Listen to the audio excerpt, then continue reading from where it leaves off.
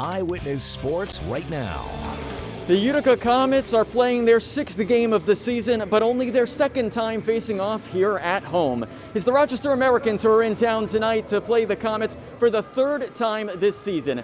Both the teams have a win over each other so far this year. The Comets started off the season with their first game, a 3-2 win over Rochester. And in their most recent game, Utica's last one on last Thursday, was a shootout loss for the Comets, 4-3.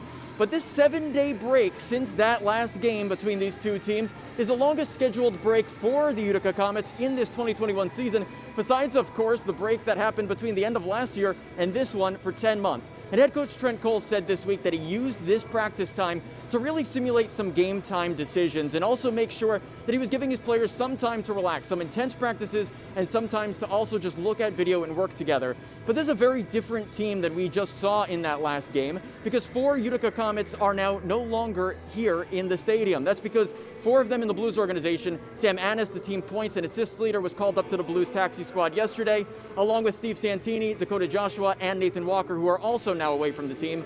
But there is a new addition. Vancouver Canucks prospect Jack Rathbone has now joined the Utica Comets. He's a prospect who started the season on the Canucks taxi squad and is now getting a chance to play in his first professional game tonight. And head coach Trent Cole says that he'll see some time on the power play. So head coach Trent Cole says this league has always been about adversity, teams changing from year to year and even within the season. So we'll see what happens tonight. Puck drop is at 7 p.m. and you can catch the game on our sister station WPNY, starting with a 6:30 p.m. Comets face-off pregame show. In baseball tonight, Oneida County Executive Anthony Pacenti has sent a letter to the Toronto Blue Jays. The letter is an invitation to the Toronto AAA minor league team to play at Donovan Stadium in Utica this season. The Blues played MLB games in Buffalo last year at this stadium you're looking at right now, typically the home of the Buffalo Bisons. As the Blue Jays and Bisons figure out where they'll play this year, Pacenti says, why not let them know that Utica's an option? No, let's be first. At least it gets their attention, and if they don't do it, maybe somebody else will look our way and come to the Oneida County. So it's a combination of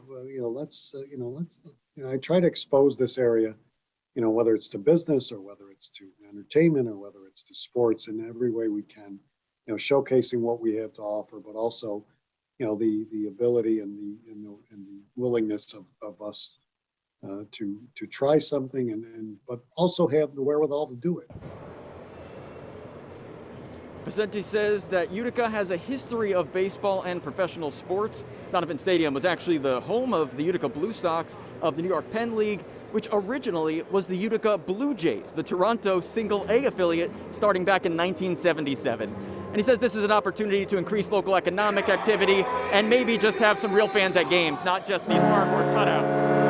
Utica Comets are back on the ice right now, as you just heard behind me. And let's take a look last night in high school sports. Unitigo girls varsity basketball hosted Cooperstown, a matchup of the Section 3 Class C defending champion Hawkeyes and the Section 4 Class C defending champion Spartans. They were supposed to play each other in last year's state regionals round, which got canceled.